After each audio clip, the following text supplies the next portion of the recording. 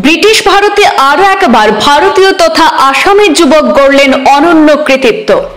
দুর্লভছড়ার যুবক বুরহানুদ্দিনের কৃতিত্বে গর্বিত শ্রীভূমি জেলা সহ গোটা দেশ। লন্ডনে জয়ধ্বজা উড়িয়ে আন্তর্জাতিক মঞ্চে নিজেকে মেলে ধরলেন গ্রামের ছেলে বুরহান।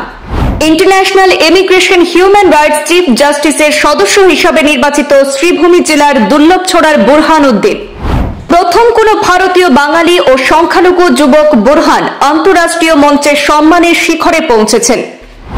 দুর্লভছড়ার যুবক বুরহানুদ্দিনের কৃতিত্বে অভিনন্দন জানিয়েছেন দেশের নানা প্রান্তের মানুষ। করিমগঞ্জ তথা বর্তমান শ্রীভূমি জেলার দুর্লভছড়ার যুবক বুরহানুদ্দিন বর্তমানে লন্ডনে ইন্টারন্যাশনাল ইমিগ্রেশন জেনারেল অফিসারের দায়িত্বে রয়েছেন। সেখানেই international immigration human rights chief জাস্টিসের সদস্য হিসাবে নির্বাচিত হয়ে গর্বিত করেছেন গোটা ভারতকে। আসামের একজন বাঙালি হিসাবে প্রথম এই কৃতিত্ব অর্জন করলেন বুরহানুদ্দিন।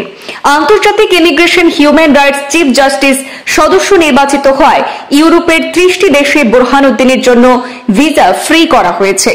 উল্লেখ্য, ইউকে তথা সমগ্র ইউরোপ থেকে বাছাই করা 112 জন ইন্টারন্যাশনাল ইমিগ্রেশন অফিসারদের উপর টানা 9 মাস 15 দিন পরীক্ষা নিরীক্ষার পর অবশেষে 45 জন ইন্টারন্যাশনাল ইমিগ্রেশন অফিসারদের নিয়ে গঠন করা হয় international immigration human rights chief justice পর্ষদ।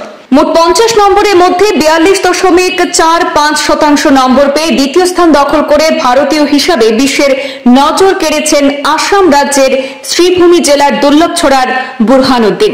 2022 সালে ভারত থেকে লন্ডনে গিয়ে মাত্র 3 বছরের মধ্যে নিজের কৃতিত্ব এবং মেধাকে কাজে লাগিয়ে বিশ্ব আসরে চমক দেখাতে সক্ষম হয়েছেন বুরহানুদ্দিন।